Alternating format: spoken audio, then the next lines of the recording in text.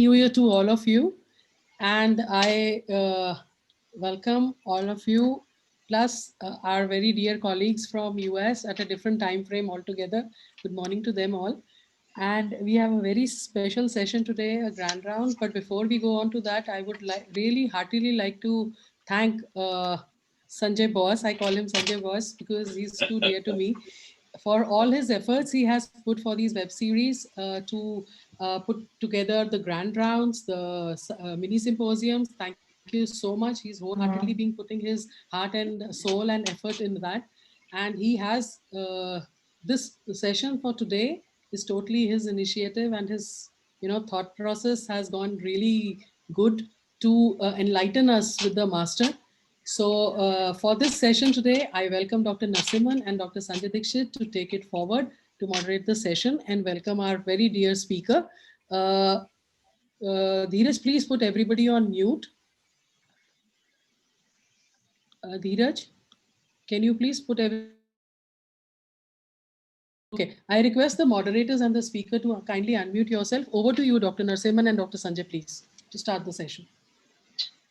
Thank you, Vanita, for those very kind words. And it's been such a partnership to be able to do this, and I really appreciate everybody's participation.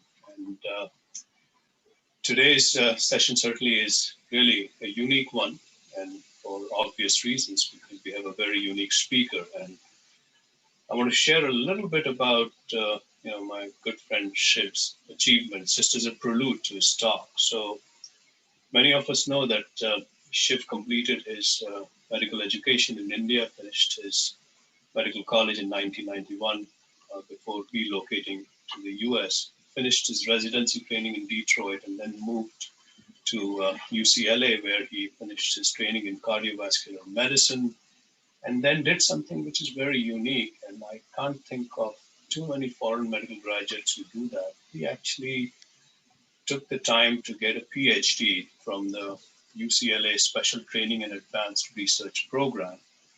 Following that, he finished his training in cardiac electrophysiology and then established the arrhythmia program at his alma mater in 2002, which continues to direct.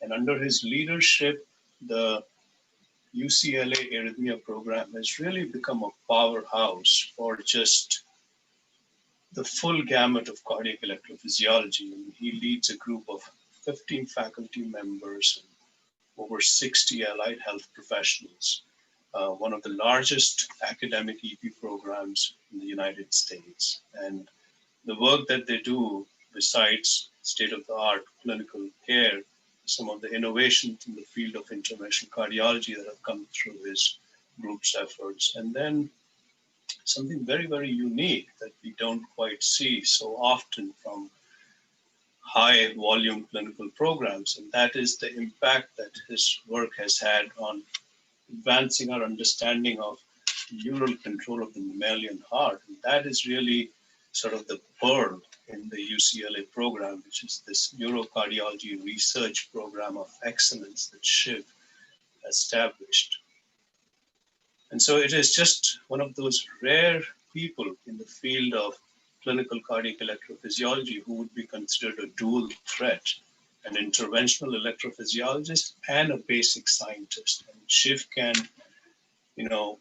fulfill both those roles so uniquely, which is really a testament to the work that he has done.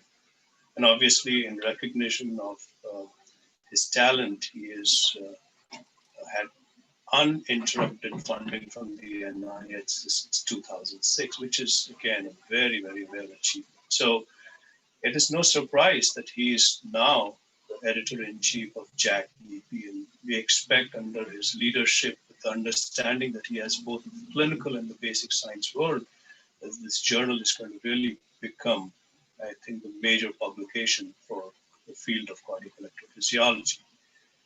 And we all know Shiv for what Shiv is. He's just a genuinely nice person who shares his time and gives everything if you seek his counsel or just his friendship. And I've been the beneficiary of both. So it's really my pleasure to welcome him here today. And Shiv, I hope I have kind of set the stage for you to take it from here. Sanjay, you've been much too kind, and it's a great honor to present this unusual topic to the group at IHRS. And of course, it's a particular joy for me to be in a session that's being chaired by you and Narsimhan. I don't get to roast you too much in this talk, but I do have a slide or two about Narsimhan's work.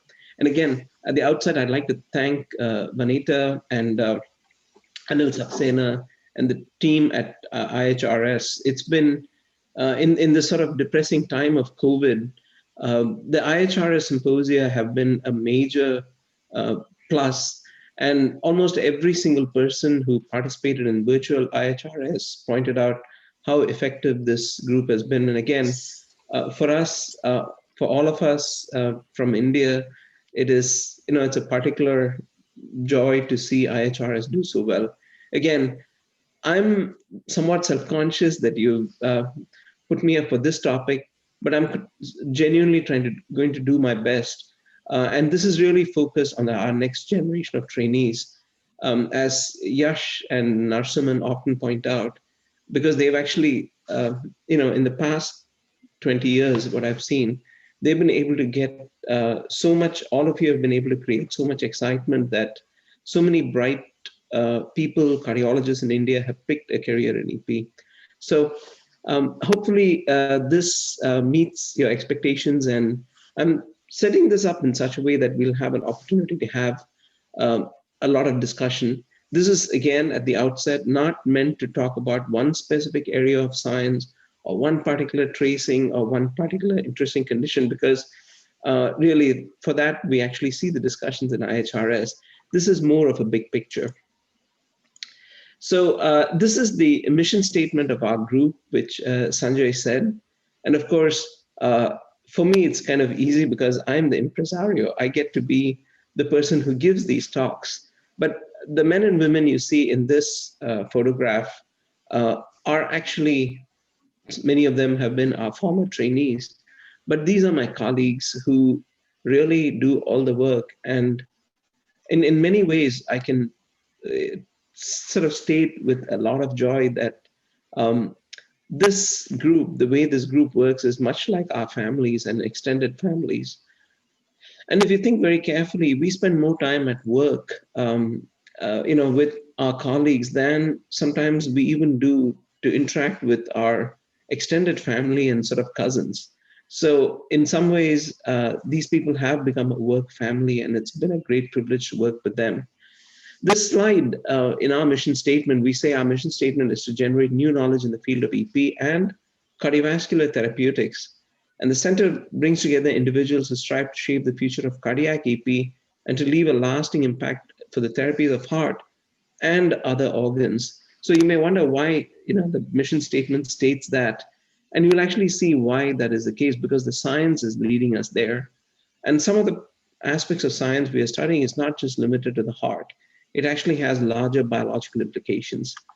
This slide also shows a nice image, an anatomic image from McAlpine's iconic book in the left upper corner, an image of an intervention over here. And on the right side, you actually see a confocal image of nerves and a heart.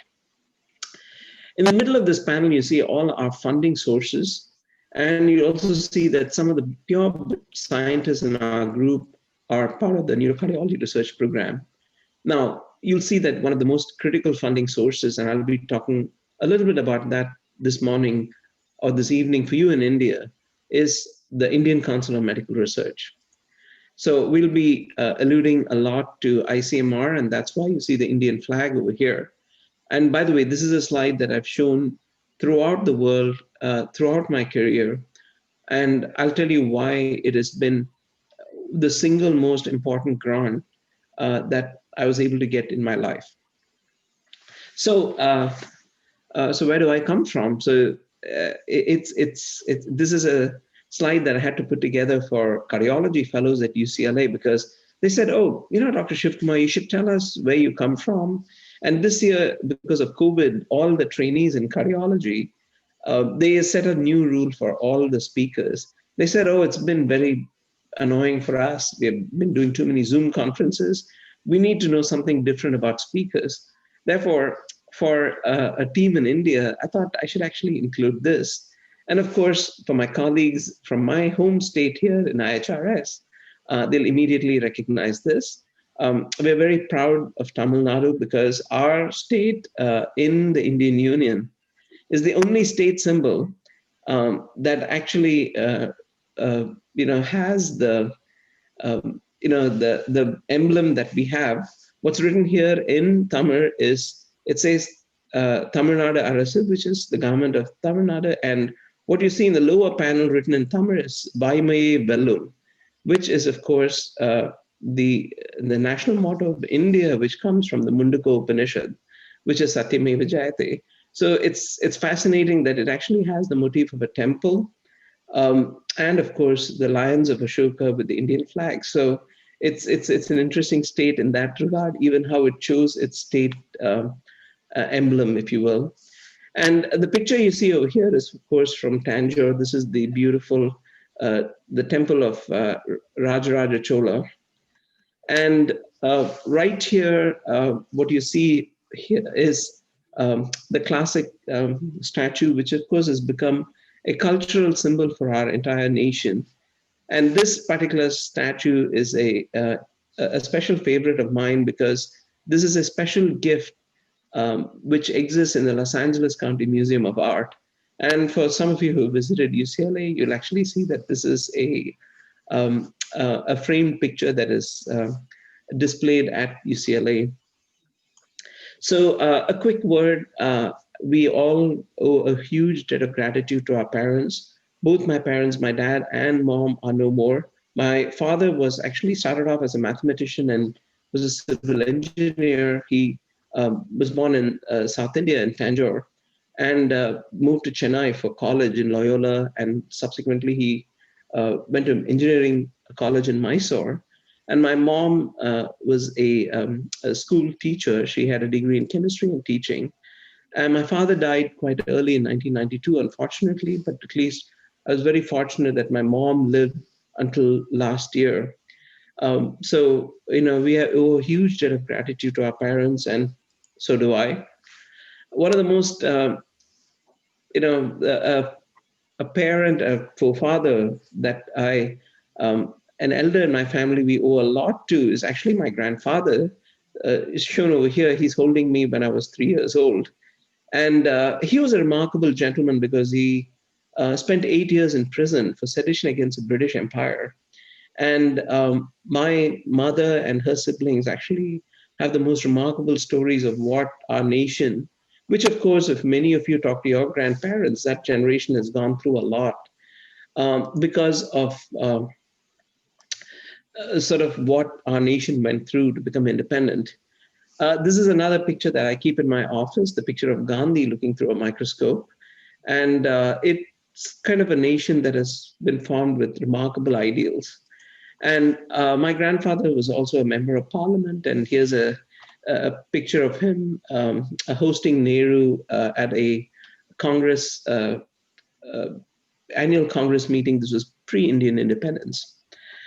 So for this talk, I thought I should comment a little bit about training oneself, how to pick a problem in research. That actually ends up being a much, much bigger challenge than what we spend time thinking about. I'll talk a little bit about what it takes to, build and most importantly, train a team. And Sanjay Dixit specifically wanted me to address the question of collaboration. I think that's of great importance to, especially with a team like IHRS. So let's talk about training. Everyone has to talk about what it is that we do. So I went to medical school. Of course, most people, when they talk about their training, they always talk about their most immediate training, which is cardiology and EP. But if I were to rewind this, I went to Don Bosco, Chennai, which actually was an incredibly good school. Our school's greatest contribution in sports is not in physical sports, but the chess grandmaster Anand Vishwanathan comes from Don Bosco, Chennai.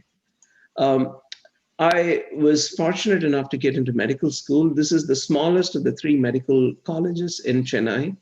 Many of the people on this call have been to the bigger medical schools, including Dr. Narsimhan, who went to Stanley Medical, which is almost twice the size of our medical school. We were the smallest medical school. This is KMC. And of course, in 1991, I moved to the US for training in medicine and cardiology. And of course, during the training in cardiology, I was able to join a special program at UCLA, which allowed me to get a PhD. And I'll tell you why this was the case, because the only reason I moved to the US was to actually do science. And if not, I would have hopefully ended up in New Delhi or PG I Chandigarh for training, because it was quite obvious that even within India, the most advanced institutes at that time in 1991, really, which were extremely active academically, were the All India Institutes and PGI AIMS and PGI Chandigarh in an academic program. Now, in KMC, what I really would like to talk a little bit about is actually ICMR. We don't spend much time thinking about this, but the Indian Council of Medical Research forever changed my life. I tell many people that this is a debt that cannot be repaid. What do I mean by that? So when I was a first year medical student, as it is in medical college in India, throughout India, I think many of you probably do the 2 semesters of physiology and anatomy in the first year. And of course, some medical colleges, in fact, most medical colleges have a 1 year and a 6 month semesters, short and long semesters.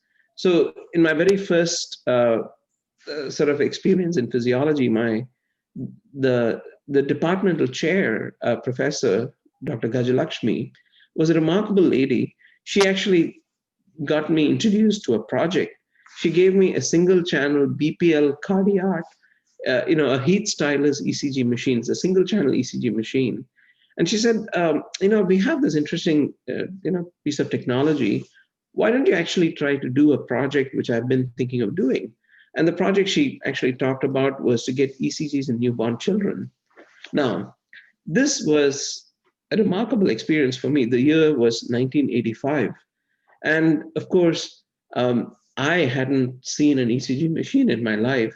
And I vaguely knew that there's something called an ECG where people used to take little strips of paper and stick it on a cardboard so that you can actually see 12 leads of ECGs with like 12 little stickers of a single channel paper strip. So I was fascinated. She said it gets even better. You could actually apply for a grant from the central government, which is ICMR. And it turns out this was my first and perhaps the most valuable grant that I ever received in my life. It was actually a huge amount.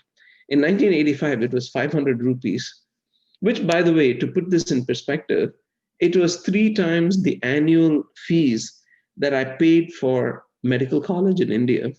So it was 500 rupees, and this paid for the entire project because I was able to buy ECG paper using this money. And I can tell you right now, subsequently, we've received tens of millions of dollars in funding from the NIH and multiple other sources, donors. But again, this forever changed my perspective because it again showed the commitment of our nation. And I still encourage many of you on this call, and some of you in AIMS and others already know this, because I keep lobbying many of you to write for these grants, because ICMR still ends up returning money to the central government because they don't have enough applicants for some grants. So that is a little bit of an FYI for many of you on this call. So the very first peer-reviewed paper that I published was appeared in the 3rd year of my medical college. And this is the paper by Dr. Gajalakshmi. Dr. Vaidyanathan was at that time an associate professor. He was a cardiologist in my medical college. And it appeared in a journal called Biomedicine. It is not yet indexed. And this is the only unindexed reference in my CV. Um, and I still have a very old copy of this paper. But it was actually a funded study that was peer reviewed. And a little bit of a side story of what it took to actually generate the list of references for this paper. There was no Medline, there was no internet. I had to actually take the Grand Trunk Express from Chennai and go to New Delhi. It's a 2-day train ride. And if you come from a little town in southern India, the NLM, which was right next to Ames and Ansari Nagar, they will not let you go into the library. You need to get a letter of approval from one of the professors at Ames. And Dr. Savitri Srivastava, she was scrubbed in doing a mitral valvuloplasty. So between cases, she came there and she gave me permission to use the NLM. So uh, it was a remarkable experience for me when I look back as to the fact that India actually, especially Ames and these central institutes, actually had the entire research infrastructure. And by the way, that was the year when the very interesting New England Journal paper was published by Ames on balloon valvuloplasty for mitral stenosis.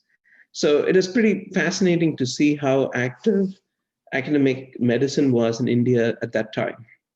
So then the story, of course, it was obvious to me when you generate a list of references for papers, bulk of the papers, of course, came from the US, which was the sole reason why I'm sitting here in the US, whereas most of you are sitting in the place that is closest to our hearts, which is our homeland, which is India. So and it was quite obvious once you started doing research that you really needed to do science to be able to speak the language. In India, and again, that's partly not just India, the Commonwealth system has this built-in problem where it's very hard to pursue a PhD in sciences if you're in a professional field like medicine. To a certain extent, Oxford and Cambridge allow you to do a DPhil, which is their equivalent of a PhD. But literally living in two worlds ends up being a bit of a challenge. And the US actually allows you to do that, mainly because the NIH created funding mechanisms. But again, it's not impossible. And I don't think we should discount the possibility of a handful of people who want to be able to do that. There are some examples. Dr. Indira Anand is a great example of someone who was able to do that. And we'll be talking a little bit about Dr. Pinto in this talk. There are many such examples, but again, it's not because it can't be done. It's perhaps more because we don't have role models, or we don't go push people and try to create a path to do that. Admittedly, it's a lot easier in the US than even in Europe or other parts of the world. So my PhD at UCLA was to deal with iron fluxes in acute myocardial ischemia and sudden death. This was my doctoral dissertation. And of course, the next major problem everybody faces in their career, and it doesn't matter if you are doing research which is externally funded. And by the way, the rules are all the same. It doesn't matter where you practice in the world. We have a saying that research is what someone else pays you to do. And that is actually a grant funding agency, right? So, but if you're going to be doing research, how do you pick a problem?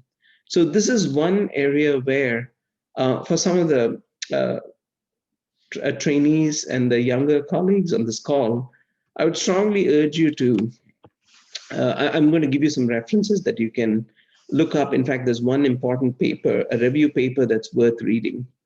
So I have always been fascinated by sudden death because the first paper I wrote was on electrocardiography.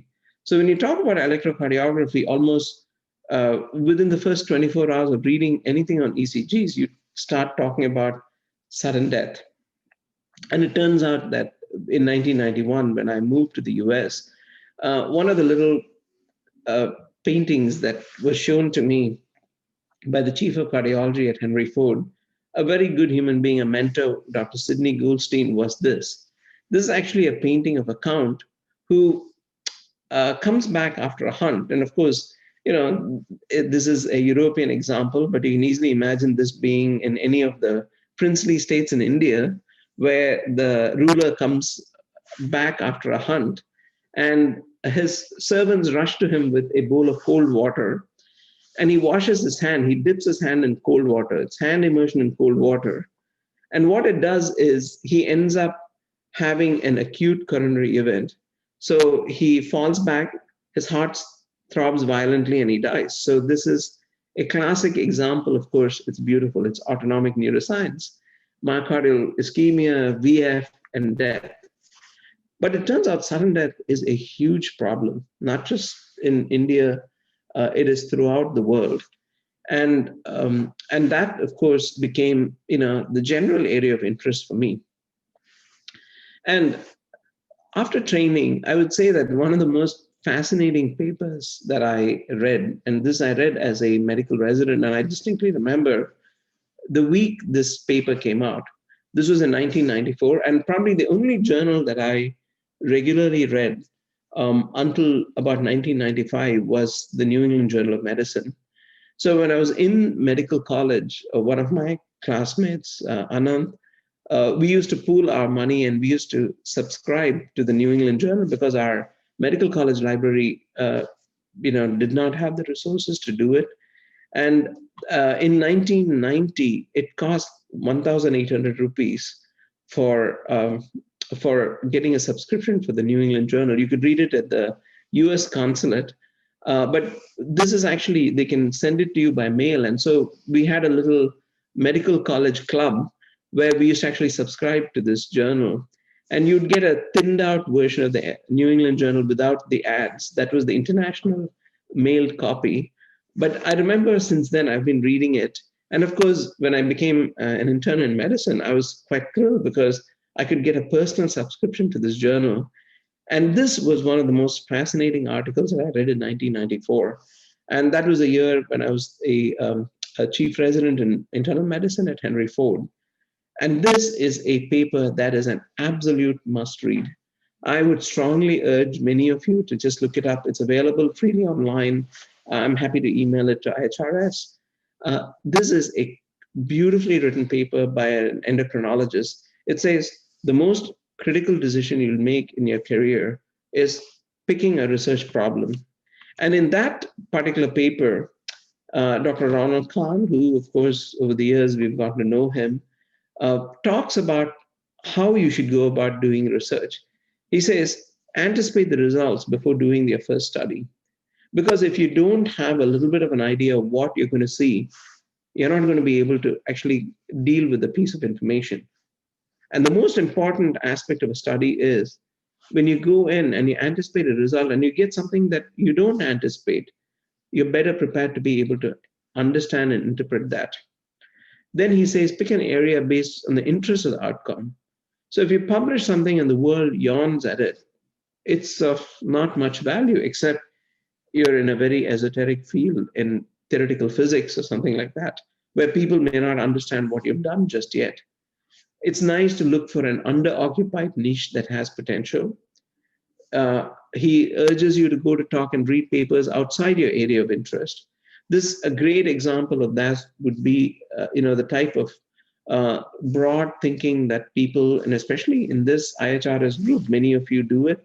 A great example is Narsimhan, who always, you talk to him and you come back, you're a better doctor because of the conversations that you have with Dr. Narsimhan, because he thinks way beyond just EP and cardiology.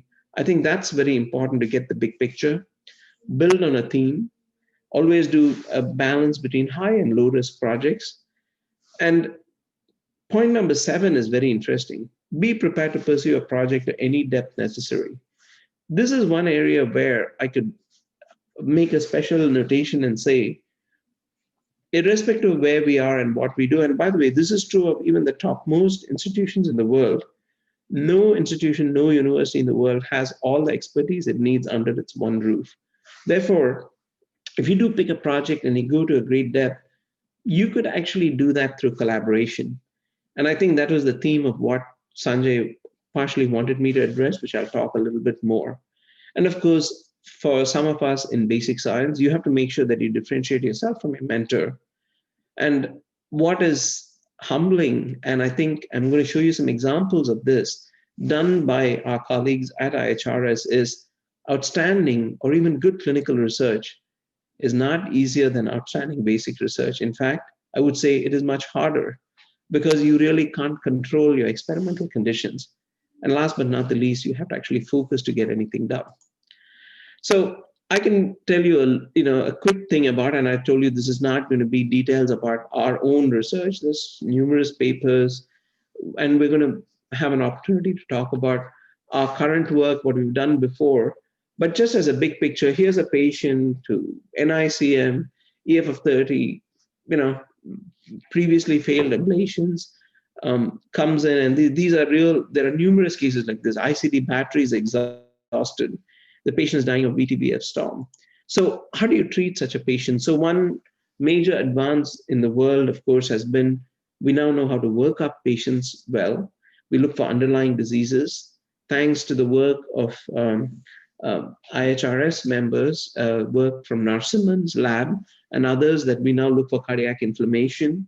We do PET scans. We identify what drives the arrhythmia.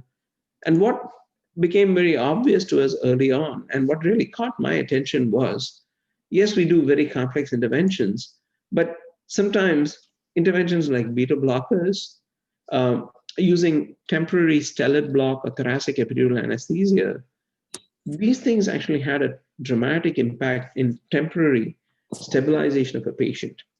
Of course, we, as others, spend a huge amount of our time doing complex interventions, and it's the most fascinating aspect of clinical electrophysiology is, of course, being able to map and identify circuits. And this is a massive impact. This is what we spend, a large amount of our clinical time doing, which is to map and ablate and treat arrhythmias and implanted devices. And in the world of VT ablation, when you look at all the types of VTs we tackle, all the way from PVCs to unstable VTs, there's a subset of patients who, no matter what you do, they still have VTBF. This group really caught our attention. And this is the area for where, out of sheer desperation, because you didn't want these patients to die, I had to go beg. This is over 15 years ago. I had to go beg a vascular surgeon who was doing sympathectomy for hyperhidrosis. Um, Now, of course, it's done by thoracic surgeons predominantly, but this was a vascular surgeon who had specialized in that with VATS. And of course, he got scared when he saw the patient and he said, I can't do this. The patient's EF is 20, the patient's dying. But we ended up doing our first surgical stellectomy. And of course, that forever changed our approach and say, now you're able to fix a heart problem by not even touching the heart, right? So it's a kind of a neuroscientific intervention. And of course, it fits in with the much bigger picture. One of the most important clinical trials in all of cardiology is the beta blocker heart attack trial. This, of course, was a study that was published in 1977, and this was published by one of my mentors, Dr. Goldstein, who I mentioned to you. It's published in 1982. This is the study that actually showed beta blockers save lives post-MI. And you can see that this whole concept of neural control actually has a strong scientific rationale. So that really sort of set the stage for us to really start focusing on neuromodulation for cardiac disease, which of course now has become so well established. There are numerous centers, including several centers with colleagues who are in India who are doing this. And of course, this led to careers of multiple colleagues, mentees of ours, and collaborators around the world, including collaborators in the US. Now, stepping back a little bit, so what are all the types of research you can do? Research can, of course, be cellular electrophysiology, which during my PhD I was exposed to, and of course, the importance, and many of you have done both cellular and organ level electrophysiology. Some of you who trained here went back to India. And our co-chair of this session, Dr. Dixit, has actually done a huge amount of work on optical mapping. Now, why do this kind of science? Because even if you don't do these experiments day in, day out, exposure to this science actually gives you insights into thinking about clinical problems. I was very fascinated about ion channel physiology. That was the time when I just started my fellowship.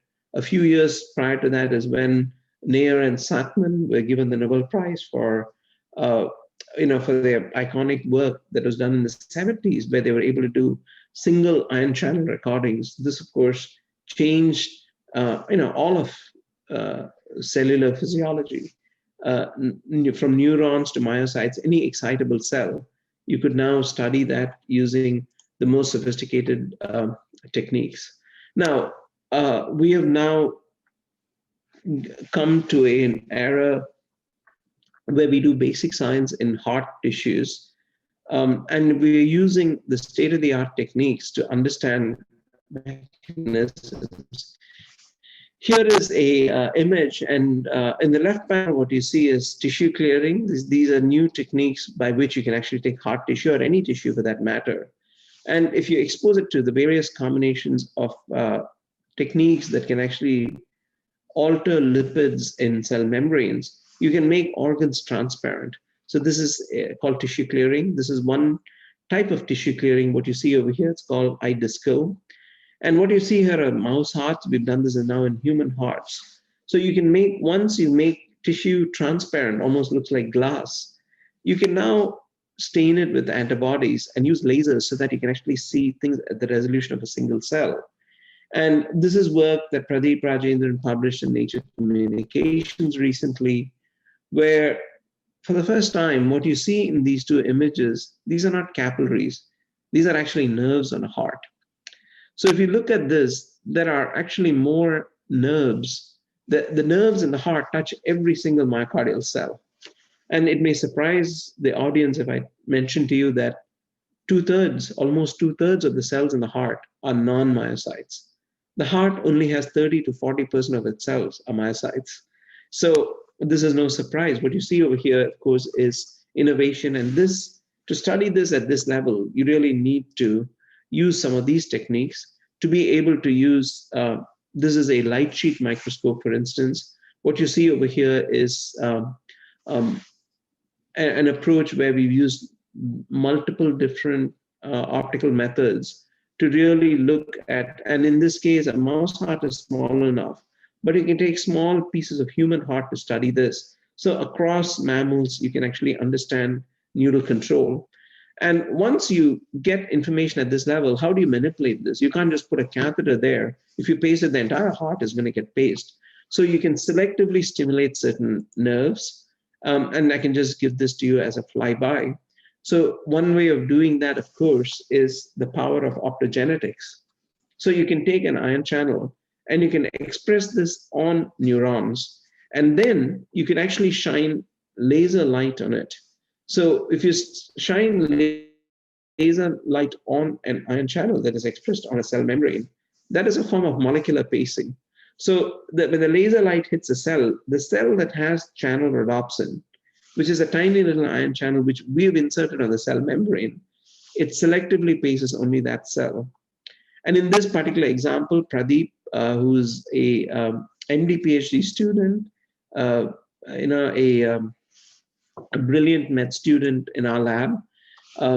This is one, he did his PhD as a part of a medical college in the US, which is, we call it the MSTP programs in the US, Medical Scientist Training Program.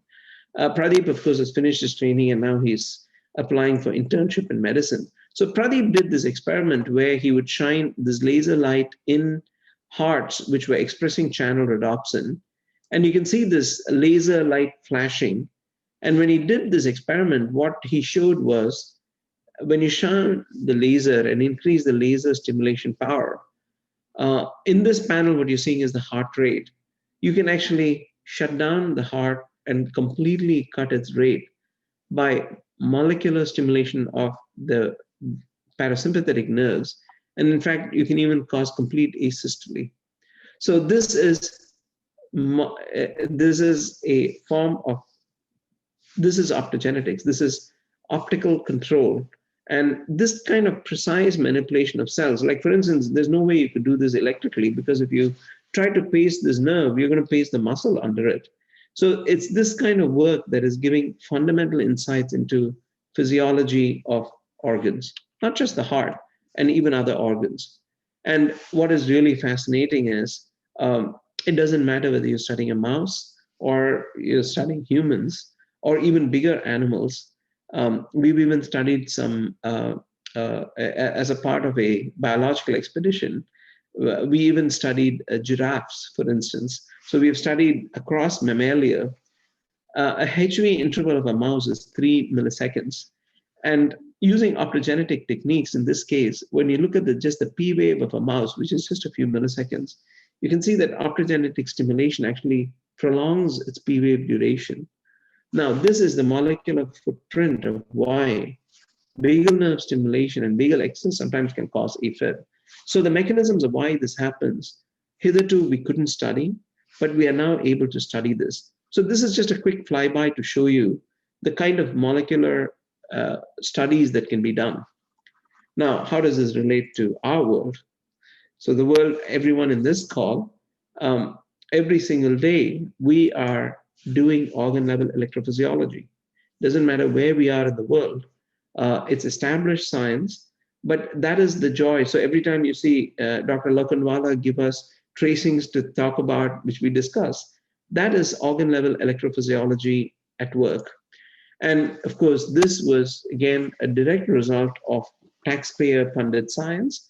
This is the 1969 paper by Shelag, which of course built on knowledge that existed at that time from multiple other labs, where you could place catheters in the heart. And now I've shown you something from a molecular level to an organ level. So these types of recordings, and having recordings from the His bundle, of course, forever changed. And it gave us the link between the ECG and intracardiac electrical activity. And so this organ level physiology has had a huge impact. And this, of course, we have access to every single day. Today, thousands of cases have been done all over the world, are going to be done. We're going to be doing some today. And you'll see that this gives us access to the technology to do science. The next level of research, of course, is cardiac regulation. And I bring this up because this, of course, has been our own journey in science, where we've spent a lot of time talking about the big picture of integrative physiology, which is where the neuroscientific work came up. Again, this is one of the fascinating criticisms of science in any field, and ours is no exception.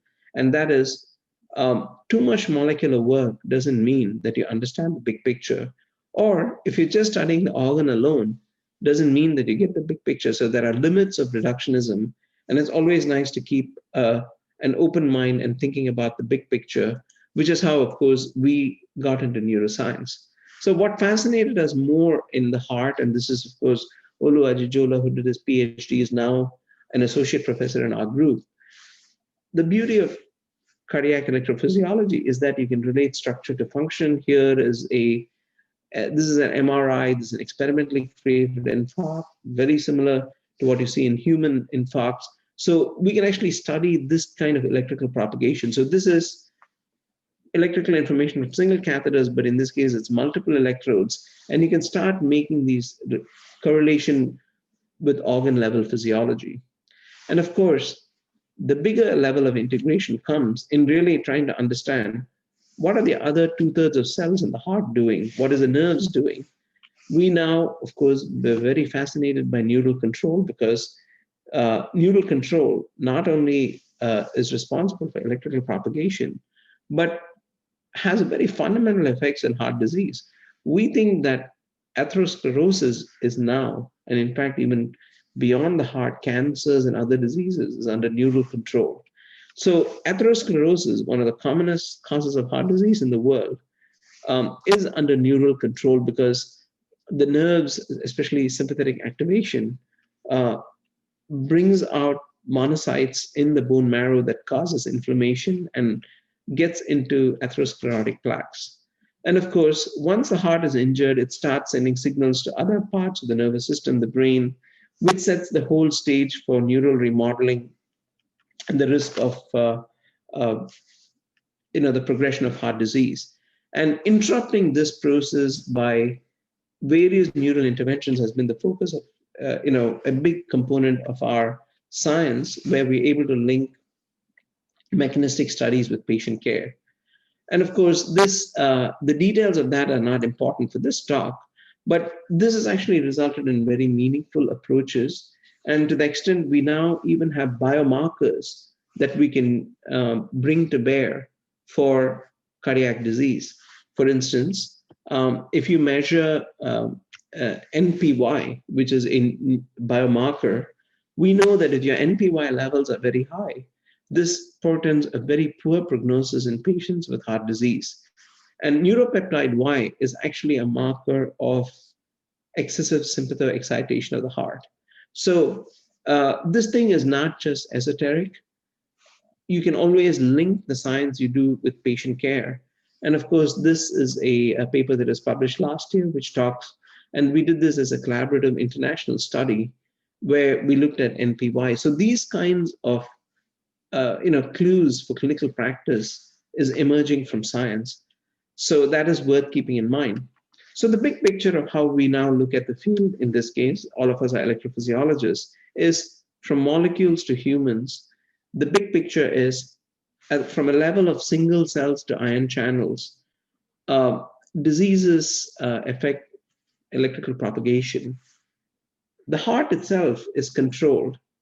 Like I told you, only a third of the heart is myocytes, is controlled by nerves and other cell types, including inflammatory cells, macrophages, tissue macrophages. This kind of science, which is the regulatory science, is going to give us a lot of clues for how we treat diseases. So it's nice to keep an open mind, because in the end game, we are now using pacemakers and defibrillators. It's quite likely that in our careers, that many of these therapies will become outmoded, and we may very well have newer medical therapies or new interventional therapies that will transcend things like the ICDs. And that is going to come through science. And it's, of course, it matters a lot, because 34 people die every minute in this world of heart disease, 17 million deaths worldwide. I mean, it's a drop in the bucket, even in the midst of this pandemic. And in fact, the pandemic is killing more people with heart disease because they're not getting access to care. So, and of the 34 people who die suddenly every minute, 22 of those deaths are sudden cardiac deaths, which is the big focus, which sort of brings back the whole circle as to why this is a field that, in our case, what me and my colleagues picked, and all of us in the Heart Rhythm Society are deeply concerned about this, and that is trying to understand and trying to impact this huge global problem that so many people who die suddenly actually have minimal or no heart disease. So I think this is a global, the true ongoing pandemic, if you will, which really should be tackled. And the clues for how we do this is going to come from many different areas. It's not just going to come from just the developed countries that have the scientific infrastructure. I think this is something which all of us have to spend a little bit of time thinking about to be able to tackle this. So I'll also make a quick comment here and a plug-in to say that this kind of integrative research, we think, especially things like neural control, has impact way beyond just arrhythmias. It's going to have an impact in heart failure and so many other disease processes, and also interlinked problems such as sleep apnea, for instance, cardiopulmonary control. These areas are going to be even more relevant in the coming years. And I'll leave you with some philosophical points. Many of this, of course, not originating from me. This is Goldstein and Brown, who won the Nobel Prize, physician scientists, would tell you need 4 P's for patient-oriented research, and that is passion, patience, and poverty. And they say because it's no matter where you are in the world, it's very hard to actually get funding for patient-based research. And of course, the 8 C's that you need to road for scientific success, this comes from a very close friend. He's now in his 80s, Professor Yenig. He says it's character, competence, competitiveness, confidence, cooperativity, courage, curiosity, and of course, cash. So people think, oh my God, if I had funding, I would do it. No, that just comes at the very last piece that you need. You need all the other characteristics before that. And of course, no group is functional without a team. The most beloved, treasured people that we, like many programs have, are trainees. Over the years, we've been very lucky to have some of the brightest people. Some of you recognize people like Jason and Eric.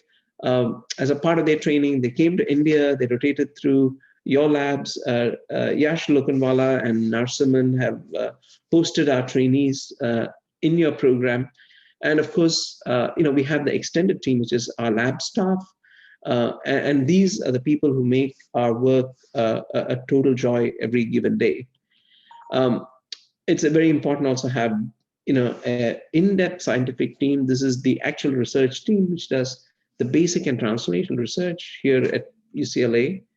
And last but not the least, we actually have an international network, which is funded by the NIH, where we now do work all the way from molecules to in silico.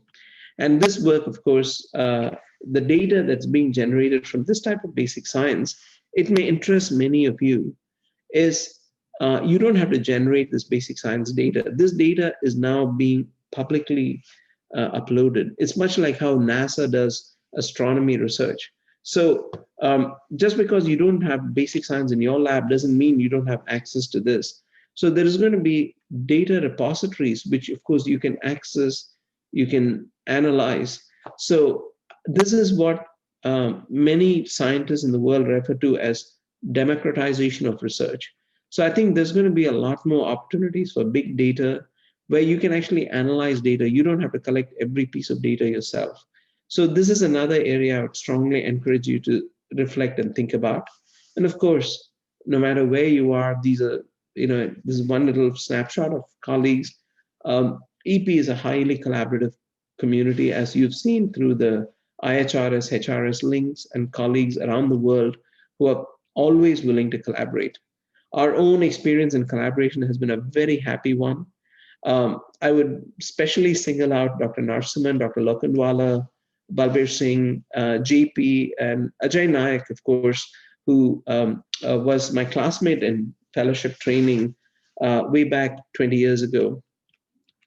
And of course, the papers, every time you come there to cases in India, you're just like amazed by the expertise and the skill of all my colleagues in IHRS, and I'm very proud of them. Specifically, I've learned so much from Dr. Lokanwala and Dr. Narsimhan. Way back when we started our work on neural control, I'm still very fond of this circulation paper in 2010, which both Yash and Narsimhan were co-authors. We've done a huge number of VT mapping studies where we collaborated with Narsimhan. And this international collaborative study from 2017 was a collaborative work with Yash's group. And the kind of expertise that people like Narsimhan and Yash have, they've been some of my very best teachers. And in some ways, it made up for the fact that most of us here in the US, Indians are homesick, and they've made up for this because they've been the very best colleagues and collaborators one could have hoped for. And of course, this has been a huge international success, during sympathectomy, and most of all, seeing the experience in India and what people have done. This is a life-saving treatment. We are now getting into the deep basic science. Now, it's not just the collaborations we initiate, We're also very inspired by the work done by our colleagues in India. A paper which I think actually had a global impact is this work by Narsimhan, where really the work in India has opened the eyes to the whole world. And in the past decade, we now think of inflammation as a mechanism of arrhythmias. And that is it's a beautiful moment to celebrate India and the arrhythmogenic inflammatory cardiomyopathies. And I often say, medical therapy of VT storm, it's not with catheters. Here's an example of a patient who had a total of 530 VT episodes, many of which were storms. This patient didn't have a single catheter placed in the heart. He just had a peripheral IV to use a solumedrol drip. And you can see that, this type of cardiac inflammation really, our eyes were opened by the work done by uh, uh, Narsimhan. I'll conclude with one comment over here, and a very nice slide. I show this all over in my basic science talks. This, of course, is a man I've admired tremendously in my career. I'm in touch with his widow, Dr. Ashima Anand in Delhi. And so those of you in Delhi will actually know the Vallabhai Patel Chest Institute. So Pinto, of course, the man who I've read almost every one of the papers he has published. One of the most gifted physiologists, basic scientists. This is a picture of him when he was in Edinburgh University. He's the man who, for the first time, obtained a compound action potential of the vagus. The panel you see on the left is a clarity. It's an image where we actually have done tissue clearing of the vagus. So you can see the nerve bundles that run. And he was a man who actually showed the world how the lungs and the heart are sending action signals to the brain. And for those of you who are interested in yoga and pranayama, it has a very strong physiologic basis. And it again also shows that in academia in India, you can do basic science to the highest level. Now, Indian Institute of Science, IITs, they do work. Again, you actually have the opportunity to collaborate. So it's not just ISRO and atomic science. We really should do a little bit more in biological sciences, in sort of reaching out within India to experts. So that is data from New Delhi, Delhi University. So I'll leave you with this thought that we've gone beyond the heart. We now look at nerves all over the body, and we call it the internet of the human body. And it's going to have a big impact in therapies in the coming years. And I'll also leave you with the other completely desi thought, and that is your mind controls your heart. And in fact, repolarization of the heart is under neural control. So meditate. And of course, in modern times, we tell kids, be careful, even if you have electronic games, you can have BTBF. If you're playing violent electronic games, sitting at COVID because you're not able to step outside. The very best neural control, of course, comes by meditation. And this, of course, is back to the values we have at home. It's a beautiful country. We're very, very fortunate to all of us to have linked to India. And it really is, it's those of us who are not in India are permanently homesick. But it's such a privilege to be a part of such an ancient, beautiful civilization. And I can't thank you enough. What is in my office and what is framed is this slide over here. And I always take Emperor Ashoka's statement to heart. He actually said this, and you can look up these papers if you're interested. To do good is difficult, and one who does good first does something very hard to do. Of course, if you neglect this, you will do evil, and truly it's easy to do evil. In fact, this was said 2,300 years ago, and it's been said very beautifully. So I don't think we can beat that in saying that even the tiniest little case report you're going to write improves you as a doctor, and it communicates something to your colleagues. So I'll stop here. Thank you for giving me this opportunity. Happy to take questions, comments, and I hope I addressed what Dr. Dixit wanted me to mention. Thank you so much.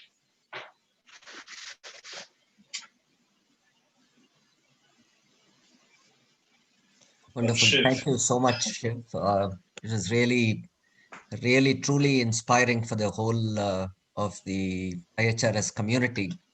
And first of all, I would like to congratulate both Vanita and Sanjay for thinking of a topic like this. What I would like to do is probably request CSI to kind of put this in their archives so that youngsters get inspired to take up a little deeper interest in clinical research or basic research. Um, as a, along the sides, my first meeting with Shiv was several years ago. Those four P's that you mentioned, the most important thing seems to be the passion. As Shiv was saying, those days we didn't have internet. I was a fellow in cardiology in Vellore, and Shiv took a bus from Chennai to come down to Vellore just for picking up few circulation articles and original articles from some of the cardiology journals to which he didn't have access to. So this was when he was a medical student, where he was working along with both Professor Gajalakshmi as well as later on with Dr. Tanikachalam in, I mean, some of the clinical research. So you can see that kind of passion right from the beginning, and he has kind of excelled in both clinical and basic sciences and really done a remarkable job in both the areas. We are really proud of you, Shiv. Sanjay? Well, what can I say? I told you he's a dual threat, and you've just witnessed a very small part of that. I don't know if anybody who travels so well in both these worlds, other than Doug Zipes, who probably has very similar sort of profile as Shiv does, and that's, you know, if there's nobody else I can talk about, you pretty much understand the breadth and the depth of Shiv's accomplishment. So, Shiv, this was terrific. I do want to get your thoughts on a couple of things, though, just because I think the audience will benefit and some of the younger members might. So, fast forward to the 21st century, for a young electrophysiologist aspiring to be Shiv today in India, and I don't say that, with any humor. I'm just literally stating this. Your talk will inspire many people to seek out what you've been able to do. What would be your advice to them in terms of step A, B, C, and D to accomplish that? It's Thank you for saying that, Sanjay. I think I can tell you without doubt that if India is what it is today, in fact, even what it was in 2005, I left India in 1991. The only reason I left was because there simply was not an option to do this, and not someone would tell you, uh, it was not likely that he allowed me to leave because all things considered, you could be there. I would just tell this to every single person on this call, the young people. I think we've been through a very challenging time, especially the nation went through a very challenging time in the late 80s, early 90s. Many historians now would tell you 1984 was the lowest point for India post independence in terms of all what the nation went through. And of course, we were coming out of that in the early 90s. Right now, no matter where you are, you can do whatever you want to do in terms of science and being engaged with the global community in research. And perhaps the only reason to consider and being engaged in research is to be a better doctor. I'm deeply convinced that India has the brightest minds. You simply cannot find electrophysiologists in the world, anyone who's even remotely in the league of people like Yash and Narsimhan. And all of you are very lucky to have access to the very best clinicians. And just looking at any given day on the WhatsApp of IHRS, it's instantly obvious to me that the the talent pool is world class. The opportunity I can without hesitation tell every one of the next generation people is, if you put your mind to it, you'll find a way, because India has access to all this. It's just that you have to make the effort to go connect the dots. All of us in this call should also try to fiercely lobby the academic institutions in India. In my own conversation with Rajneesh Juneja, I still remember, bless his heart, he passed away. There have been many challenges in academic institutions, most of which have been solved. Therefore, I think all of us in practice in India should also seek out the academic institutions and put a lot of pressure in them. Kilpatrick Medical College was unknown. Okay, in my city, many people did not even know where KMC was. And in fact, the only thing the KMC, the tiniest medical college in my city, was known for was because the psychiatric hospital was attached to it. And pejoratively, people would say, "Oh, that's where you send, patients who you can't treat any other way."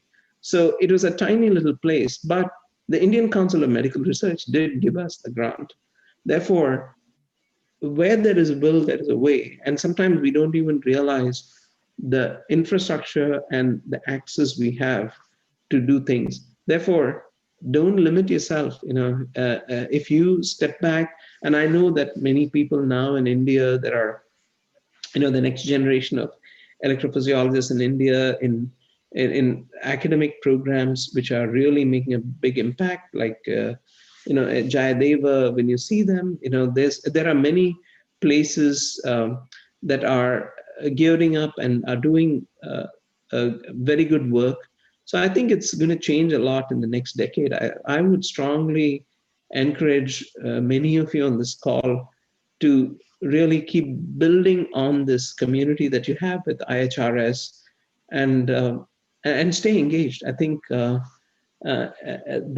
very best contribution from Indian medicine is in front of us, and also we have a great opportunity to do integrative sciences.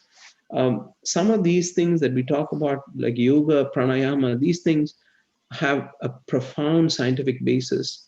And you can actually study this because you have the experts there. Again, everybody can't do everything. You have to cherry pick, but you have a network right here in this call to be able to do that. So I think my answer to that is, if it were year 2005, I would be sitting there with you, uh, having chai and doklas, and not sitting far off in a land very far away from home. So that would be my response, Sanjay. I think I would say that Dr. Dikshit and myself would be sitting there with you. So that's truly and it's heartfelt. I do think it's already happening, and look at the collaboration, right? If you look at how groups like the Heart Rhythm Society, for instance, American societies are truly global in nature. And I do think that the partnership that HRS and ACC have been able to provide, provides global links. So, please leverage any and all connections. It's going to be fun. I think post pandemic, the world has realized we achieve more together, and it's going to be a fun next decade. And don't give up any of your dreams sitting where you are. You don't have to necessarily leave where you are to be able to do meaningful science. So Shiv, thank you for elaborating on that. There are a couple of uh, points Dr. Lokhandwala has raised. One is a question that talks about a pathway and some details, if you can provide on this concept of the availability of basic research data to everybody, and what would be the mechanism to do that. And then he follows up with a comment about reductionism and how whatever you find in basic science doesn't have to necessarily translate into clinical work. It obviously makes it more powerful if it does, but they can be two separate entities. So if you can address these. Sure. No, look, yeah, I can. That's a great point. I was noticing Yash's question. So the democratization becomes very important. And by the way, when we say democratization, It's not to say that, oh, this is work that came from the US or a society that actually has invested a lot in a scientific enterprise. Handful of European places. By far, the only nation in the world that invests a huge amount of public money for science based on per capita GDP is actually the United States. Very surprisingly, nations which have very high GDPs have contributed very little for science that helps the whole world. So US is by far, in fact, it's more than the next 8 or 9 nations combined in terms of its public contribution. But the power of US science is any research data that is obtained is immediately put into the public domain. This is United States law. And that, so how does that work?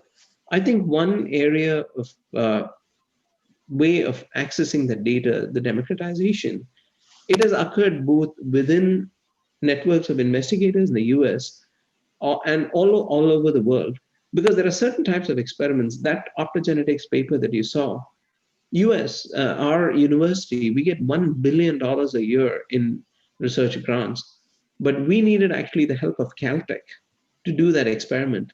So you really need to have links to be able to do that type of science. So the way you can look at that is, like, for instance, if ISRO or European Space Agency or NASA launches a rocket or a mission, they actually have a network of people doing that. Now, people who don't actually do that particular basic science under their roof, if they are aware of the science and understand the science, the data is now used and placed in the public domain. So you can actually access that data, and there are courses, and this, of course, you can do it on your own terms to be able to access that information. The simplest example would be is meta-analysis. People do that, but that is just like scratching the surface. Whereas if you make the links and talk to various teams, they actually would give you data that you can go work on. And I would urge many of you to actually initiate those collaborations. Again, groups from outside come and reach out to you because they're thinking about a particular problem. And in our own case, you saw the papers we published with Yash and Narsimhan, they were driven more by thinking together.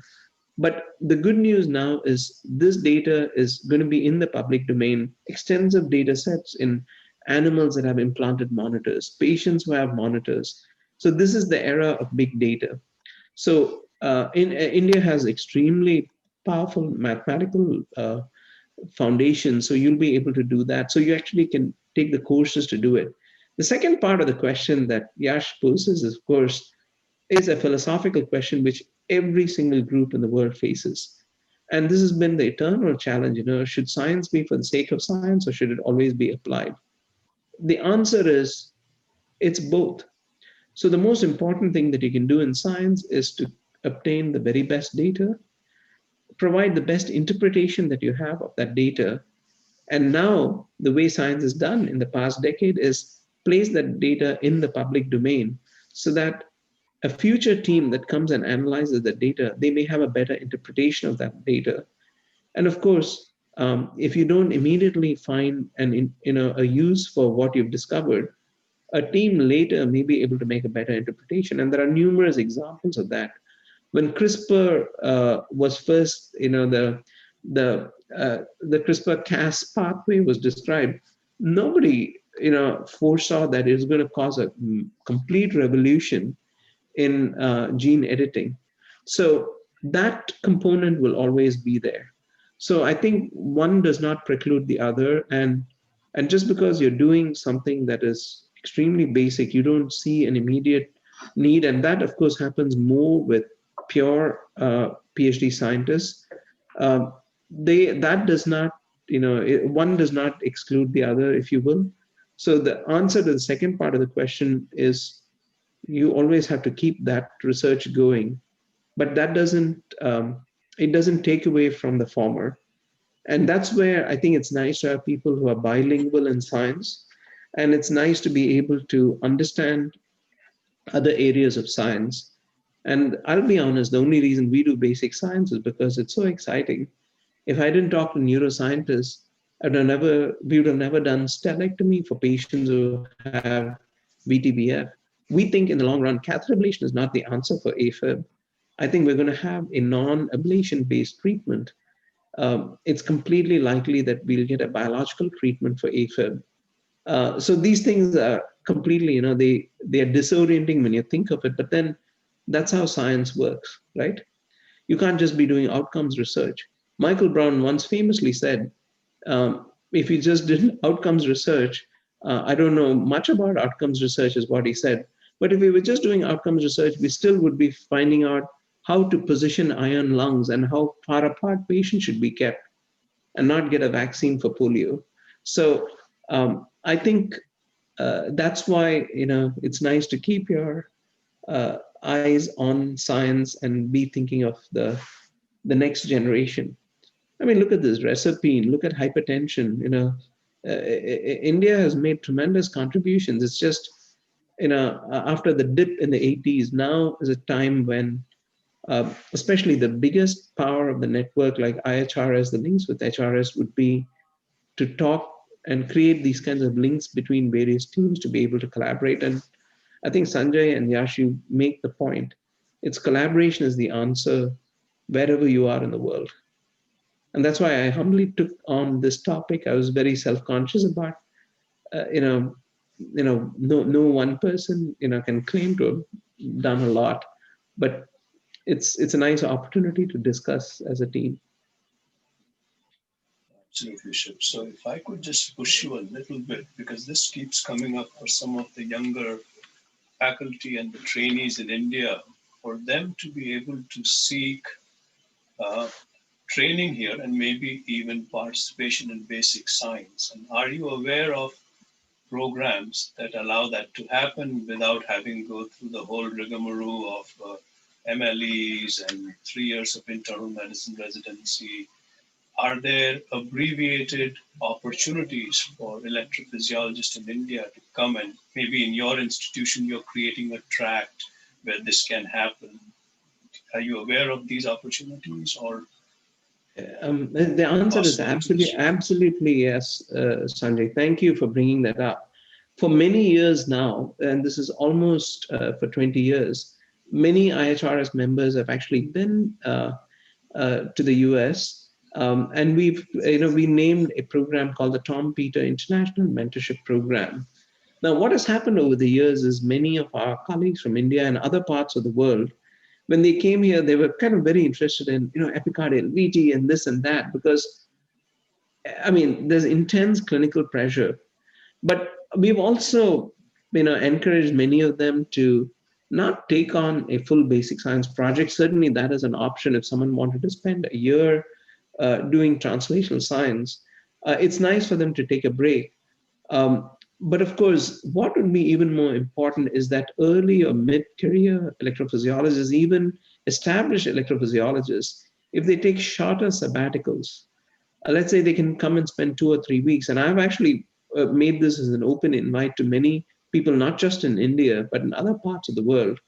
If you can actually find time and come spend time where you don't have to deal with the clinic that day and scrub in and deal with like 15 other uh, headaches, that is the kind of an experience that completely changes your perspective, because you're now embedded with another team and it gives you new ideas.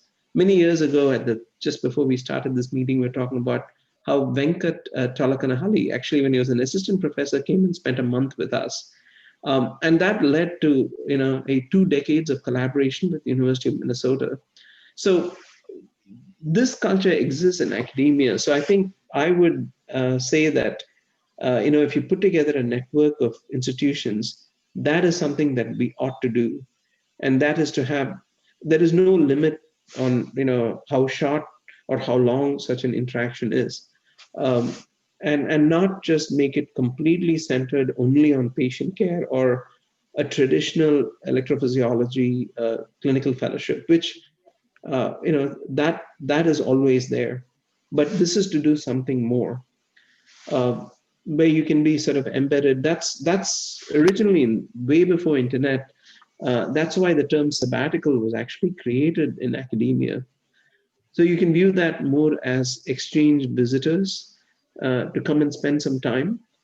We have kept, it goes both ways too, Sanjay. In fact, Eric Bush, if you talk to my colleague, He's the head of the AFib program of the Cardiac Arrhythmia Center. Eric Bush was amazed because he spent an entire month in India working with Yash and Narsimhan. And the American Board of Internal Medicine gave us permission for an outside elective. So I think both programs get tremendously enriched by this kind of an experience and exposure. So uh, we should expand on it. And I know that over the years, I see that Tom Deering is on this call. HRS has been very supportive of these efforts. The American College of Cardiology is very supportive of these efforts. We must build on it, and we can even come up with an ongoing curriculum. So this is a good time for us as we emerge back from this pandemic to build on these types of programs. And we'd be delighted to be a part of it on behalf of our university, to be a part of a consortium that can host short intermediate term visitors. It's terrific, Shiv, and I'm sure many will take you up on that offer. Now, in your capacity as the editor-in-chief of Jack EP, and we obviously are looking forward to your tenure and a lot of great things for the journal, what is your advice to people who are seeking to publish in terms of, you've given us a bunch of information on how to approach research. I think parceling your research to make it attractive for publication to the how do you achieve that step? What will be your pearls of wisdom? Um, that's a great question, Sanjay. Any editor in any panel would tell you only, a very simple answer to that question is, so in the world of publishing something, you're always looking for something that's good and new. And what is very important is that the stuff that is good has to be new. So in other words, you can't have a situation where what is good is not new and what is new is not good. So all papers have something that's good and new. You just have to make sure that they are in.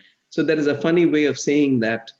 Be very aware of the literature in a field before you put your thoughts together to write a paper.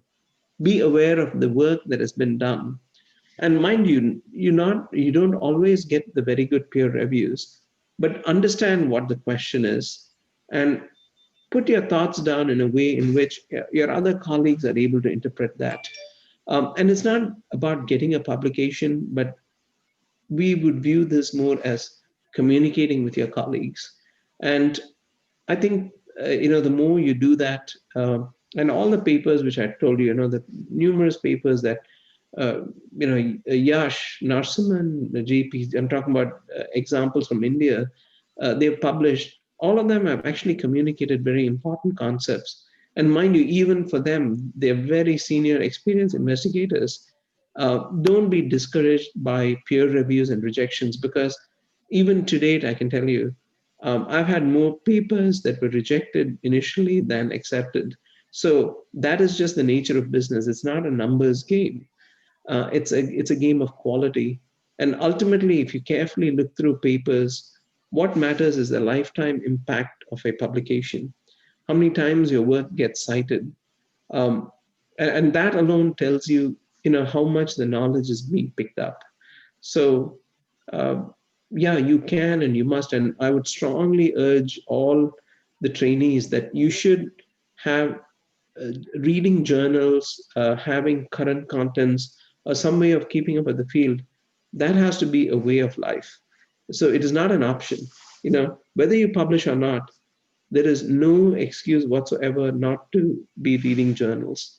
Unlike other professions, if you talk to other professionals in engineering and this and that, they occasionally try to keep up things. Whereas in medicine, it's a must, it's oxygen. You have to read journals. So that is the two-piece advice that I would give to people. Helpful, Shiv. Please send I us. We guess have global editors. Many IHRS members are on our editorial board for Jack EP, and we'd be delighted to seek the best research that comes from your centers. I hope that encourages people from IHRS to seek Jack EP more. for their publications. I do want to build on one of the points you raised, and I think that is the key, that there is never any research or observation that is too small to publish. And I can personally say this, that many years back when we did our first epicardial ablation procedure at Penn, and we had somebody from Brazil come and observe and help us access the pericardium. And I remember I was the fellow and Frank Marshalinsky was my attending.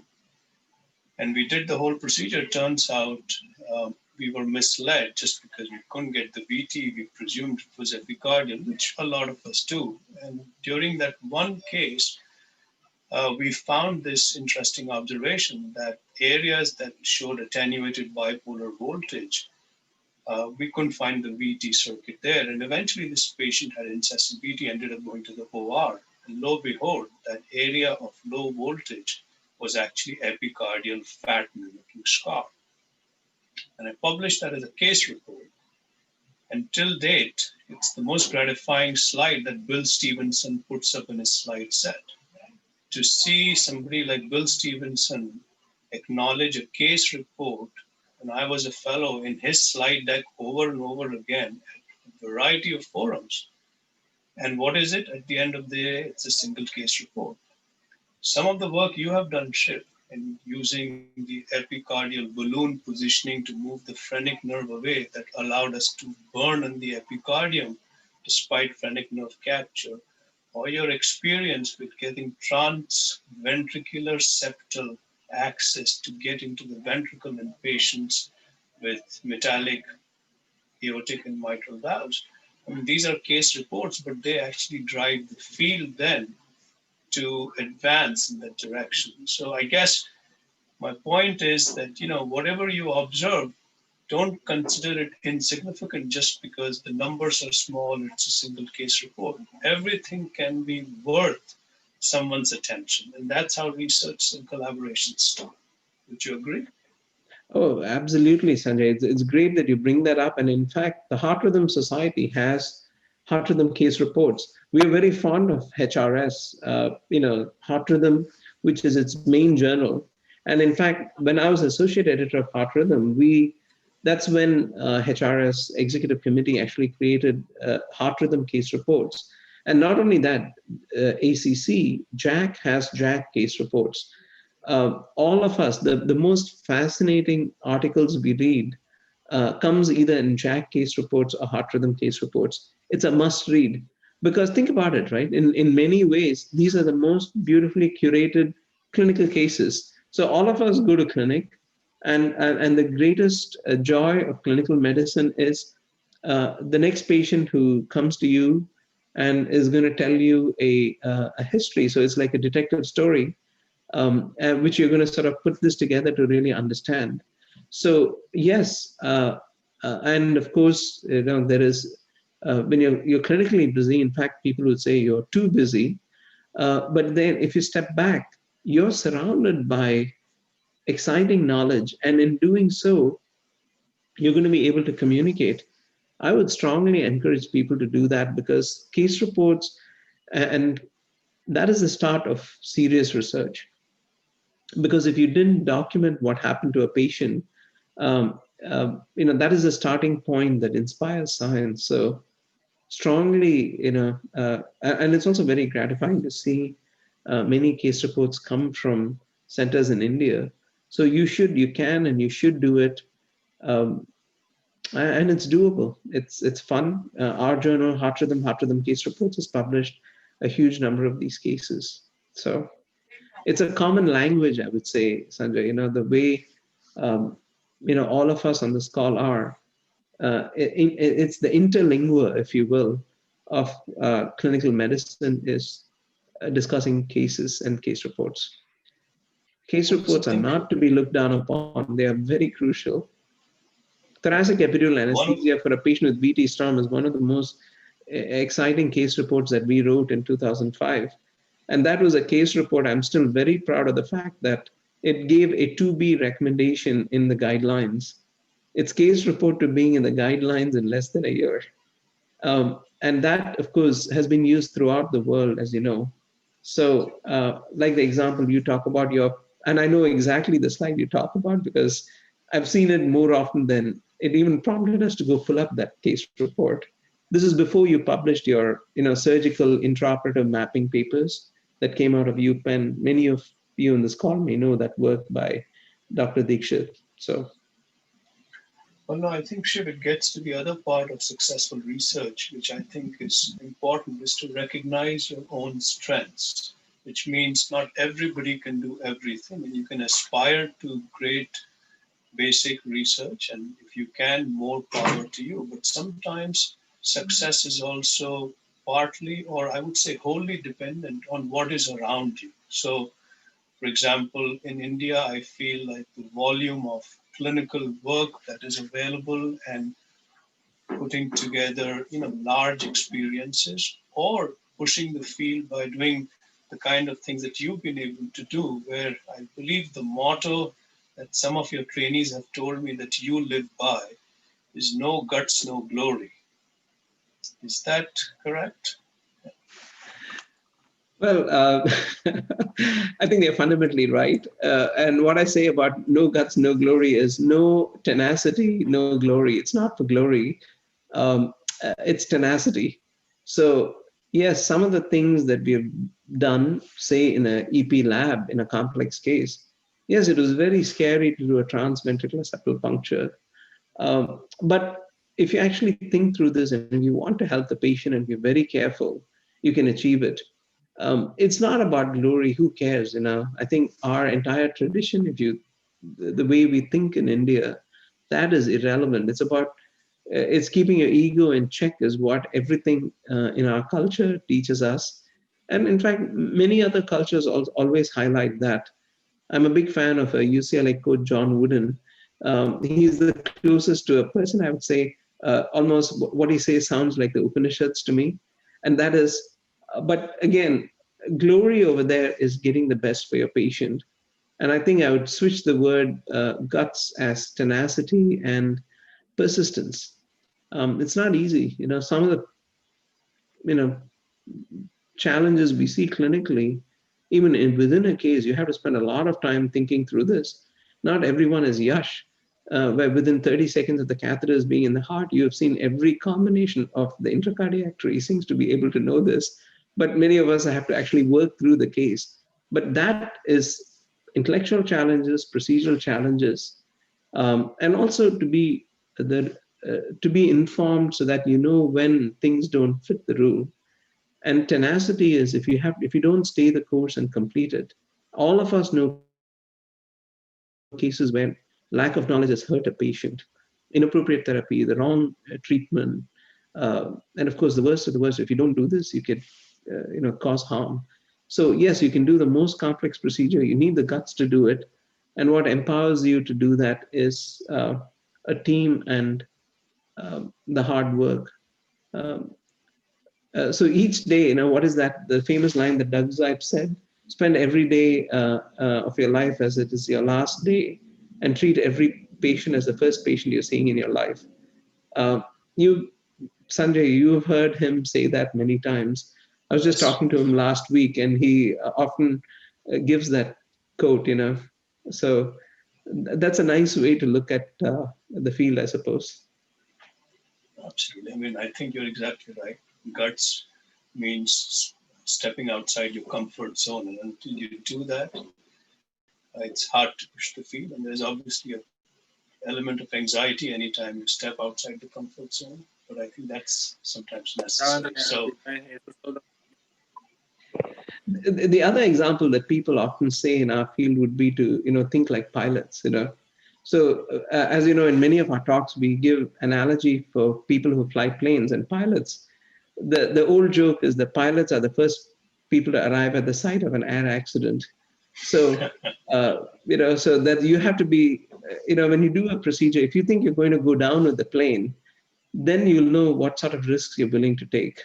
So but again, that's to date, the scariest procedure that we do is slow pathway modification. It's still every single slow pathway modification that I do, it makes me very, very, very nervous. It's far it's far, far, far easier to ablate a VT near the phrenic or even mapping near the left coronary and other regions, whereas we still are dealing with certain arrhythmias for which we do not know the mechanism of why it works. And that is pretty humbling, So. Absolutely.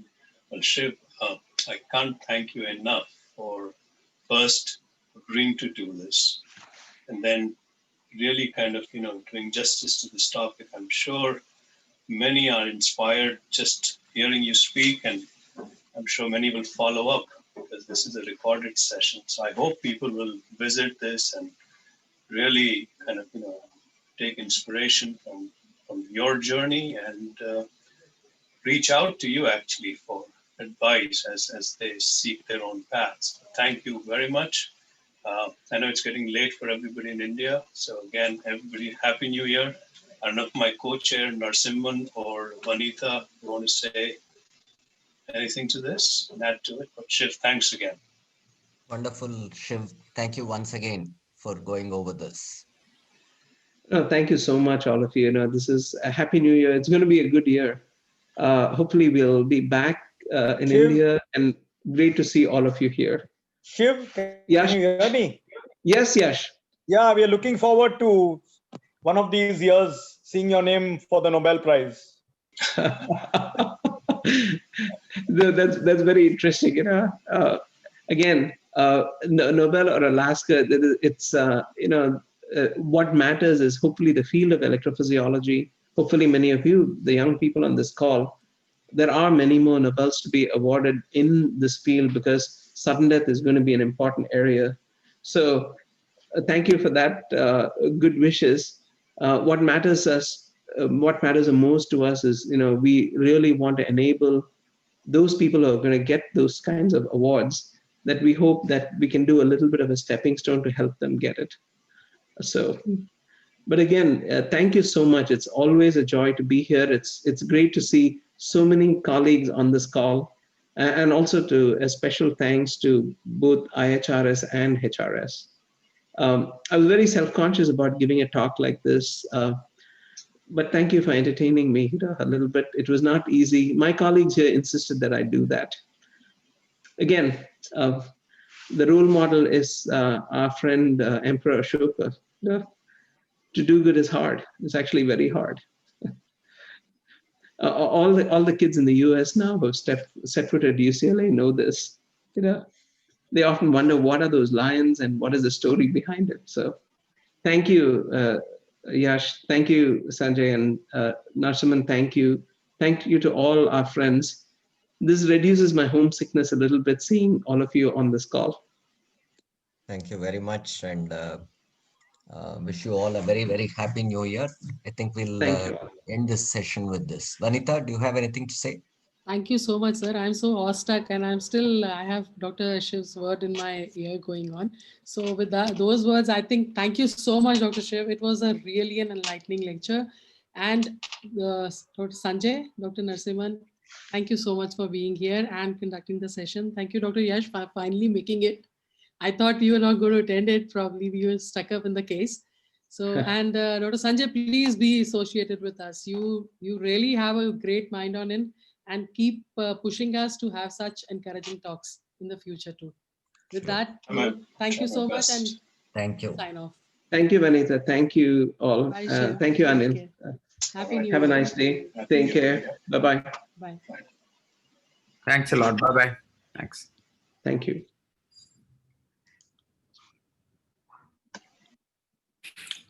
Sanjay, thank you so much.